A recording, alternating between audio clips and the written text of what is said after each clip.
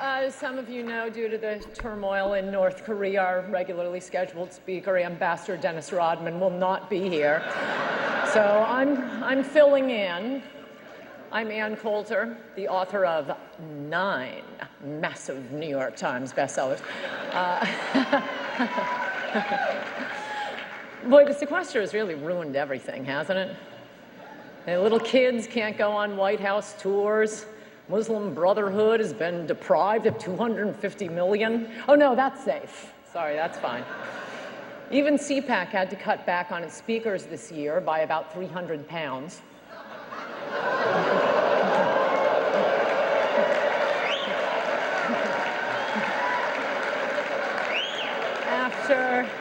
After all of Obama's hard work and wrangling over the budget, he's managed to cut the growth of federal spending by 2%. 2%. Congratulations, Mr. President. Even that was imposed on him by the sequester. And Roger Ailes calls Obama lazy. Did you see that? A new biography of Roger Ailes quotes him as saying that Obama is lazy. Van Jones said that was racist, but Obama himself said he was lazy. You know why Van Jones didn't know that? Because he's lazy. I'm just kidding. I love Van Jones. I do. Liberals say the word lazy is a racist code word, as is Chicago, the word apartment, mentioning that Obama golfs. No, these are all, according to liberals, racist dog whistles, which may be why only Debbie Wasserman Schultz, Rachel Maddow, and Chris Matthews can hear them.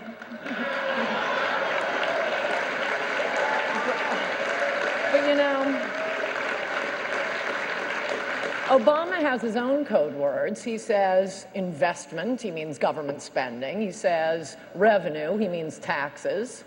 He says Dr. Livingston is in the library, he means distract Michelle, I'm going out for a smoke.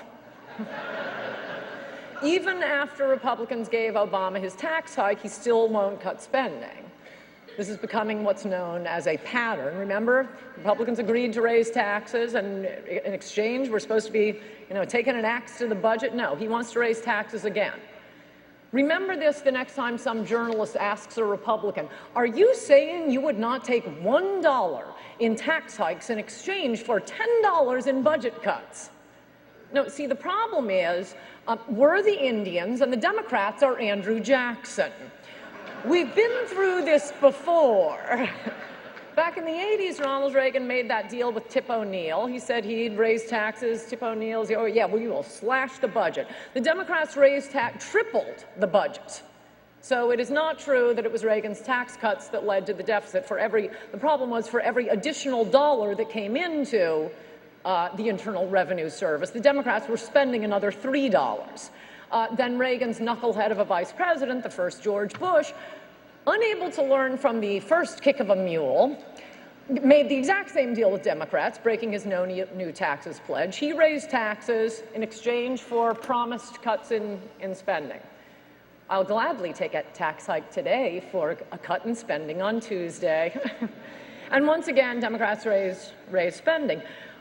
So it would be like journalists going to tribal chiefs circa 1890 and saying sarcastically, are you telling me you would not give up 1 acre of land for a guaranteed promise of 10 acres of land?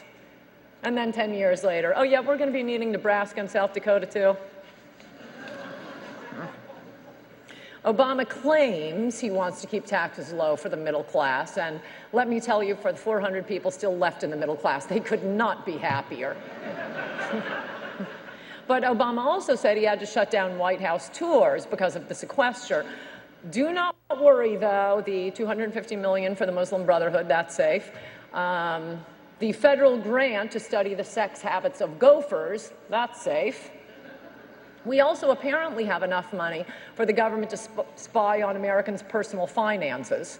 Did you see that? Reuters reported yesterday, I think, that Obama is drawing up a plan to allow our spy agencies to scour the personal finances of Americans. But most Americans don't care. After 4 years of Obama, they don't really have any personal finances to scour. Most of them told Obama, hey, let me know if you find anything. I don't know why Republicans keep saying we have to cut spending to save these entitlement programs for our grandchildren. We have to cut spending to save the entitlements for today's 45-year-olds. On our current spending rates, 45-year-olds will not receive any Medicare. And liberals' response is to say that, well, but Medicare is the most popular program in U.S. history, which, by the way, isn't saying much, the most popular government program.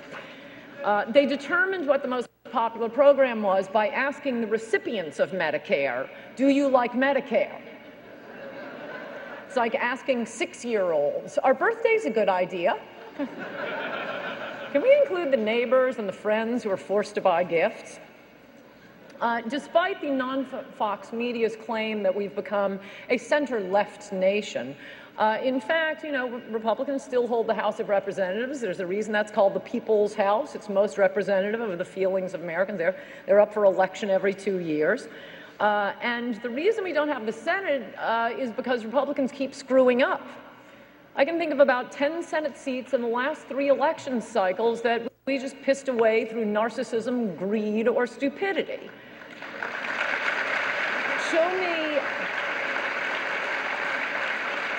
Show me one example in the last 10 years of the Democrats giving up a winnable seat. No, that hasn't happened. Passion is great, but in politics, remember, scoring is all that counts.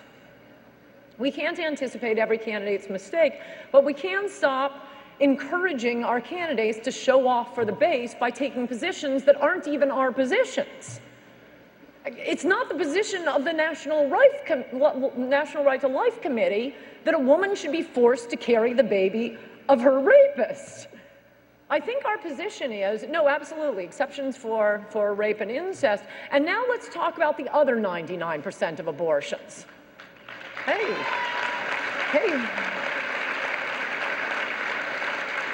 where did all the Democrats go? And I think our position is also, and let's talk about locking up the rapist and not giving him the right to vote the way the Democrats want to.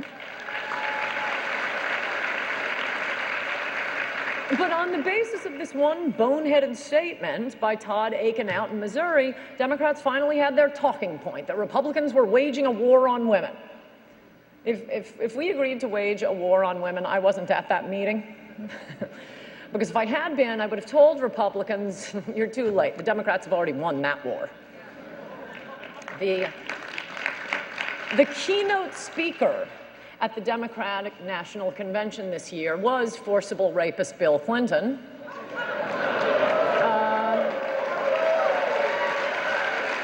The convention also featured a loving tribute to Teddy Kennedy, who I believe has the only confirmed kill in the war on women.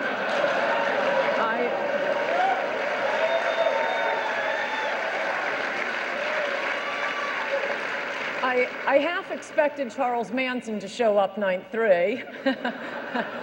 No, the only evidence they have for the Republican war on women is apparently that some taxpayers don't feel obliged to pay for Sandra Fluke's birth control. I think that haircut is birth control enough.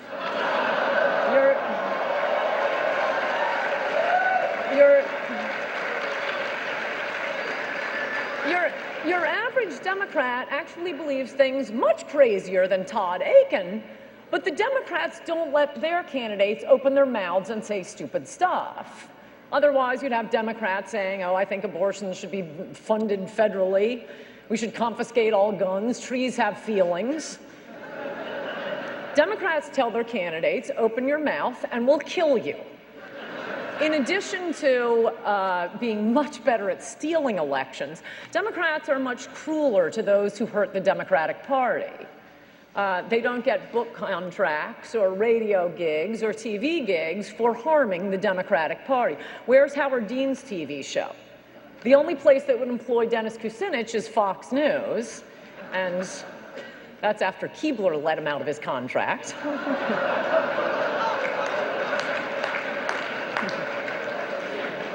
If Republicans don't focus on what is really causing problems, they're going to fall for the canard that the problem with the Republican Party is its conservative principles. Au contraire, conservatism is about the only thing the Republicans have going for them.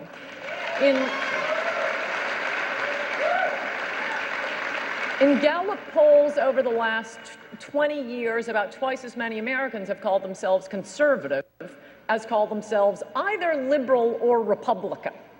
No, conservatism is our winning feature, which brings me to the final point before I get to your questions, and that is this scapegoating of a fake Republican establishment, which is allowing the real Republican establishment to plot and scheme undetected. And my example of this is what public policy will harm average Americans, drive up unemployment, change America permanently in negative ways, and on the other hand is supported by businessmen who will never vote for a Republican anyway. Amnesty for illegal aliens. And half of elected or Republicans support it. As far as I can tell, most conservative talk radio and TV hosts support it. You want the Republican establishment, that's the Republican establishment. There are many negative consequences to amnesty, but the one that I think ought to concern this crowd is if amnesty goes through, America becomes California, and no Republican will ever win another national election. As it is,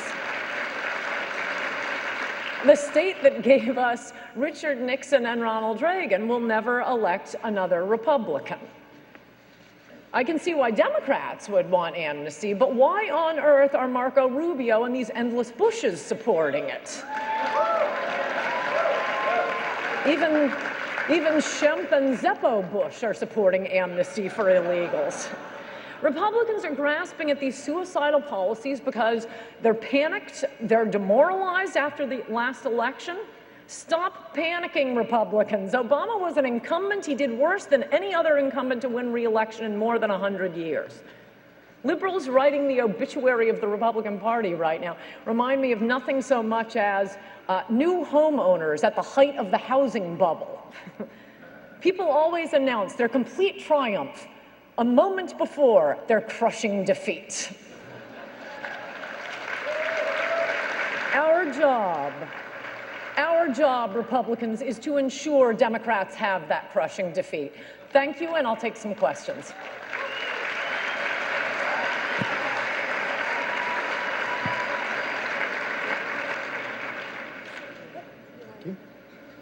Are you there? Yes. Go ahead. Do you believe Chris Christie should have been invited to CPAC this year? Should he have been what? Invited. The nominee? Chris Christie. Should he have what? Been invited to speak. Oh, invited to speak. Did you see his convention speech? Yes. It was really bad. And I must say, though I, as you know, have loved Chris Christie, I'm now a single-issue voter against amnesty, so Christie's off my list.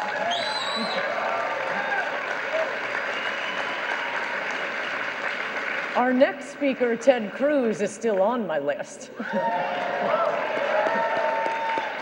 Good evening. I'm Kenneth Harbin. I'm from Ohio. Is there any advice that you can give us young, vocal black conservatives with dealing with attacks from the liberal mob? And will you go on a date with me?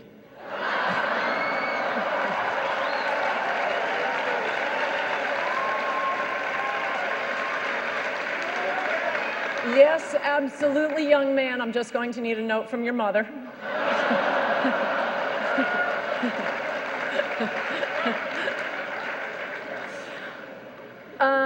What was this advice for? I'm already imagining our date. I'm sorry, I forgot what the question was. Advice for, young black conservatives? Yes. Well, I have good news. Also relating, back to the amnesty issue. I've been saying this in nearly every radio interview and trying to slip it into every column I write. Mitt Romney won 20% of black males under the age of 30. That is a stunning number. I mean, the traditional home of blacks is in the Republican Party as described in my latest smash bestseller mugs. blacks and Republicans go together like chocolate and peanut butter. And I think the reason, you know, the Democrats stole them away by lying about the history of civil rights and the history of Republicans, all set straight in mugged. And I think the reason Romney did so astronomically well among young black males is they want jobs, and they don't want to be competing with illegal aliens for jobs. You know, blacks have been in this country longer than, their roots in America go back longer than most whites. I think we owe them something more than someone who has just run across the border.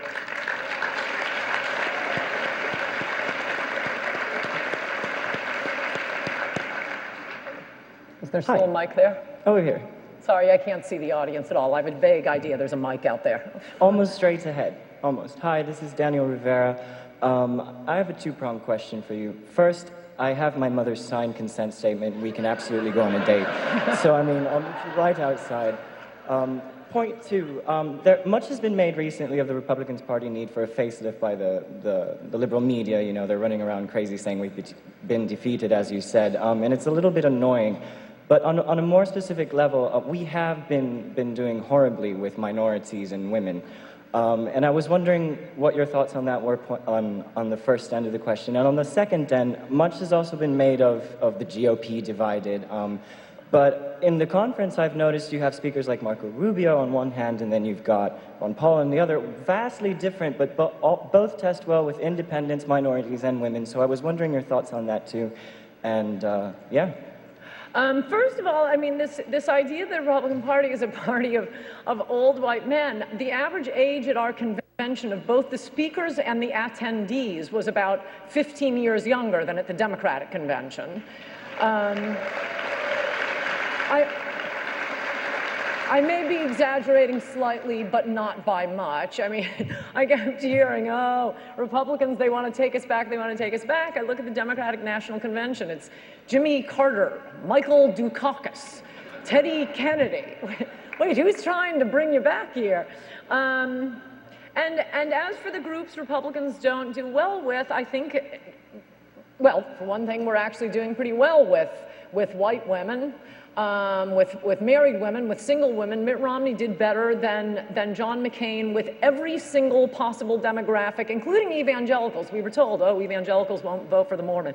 Every single religious group, Jews, evangelicals, Catholics, more of them voted for Mitt Romney than voted for McCain. The only two groups that voted more for McCain than for Romney were Asians and Hispanics, the two largest immigrant groups this country has been taking in for the last 30 years.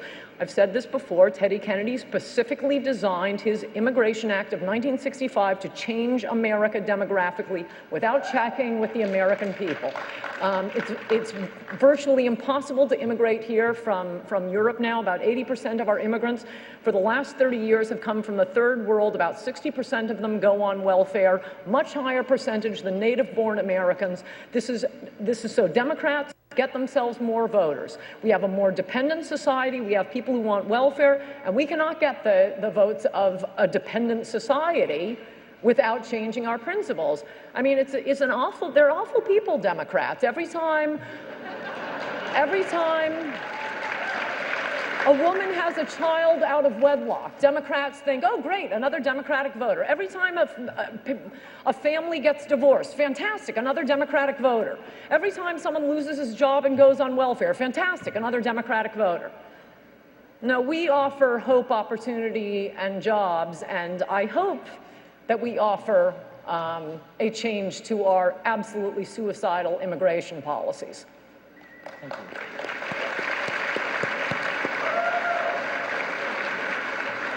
And could you agree that even here at CPAC there seems to be some confusion? It was not a conservative defeat in 2012. It was a Boston liberal Republican defeat, I believe, with Mr. Romney.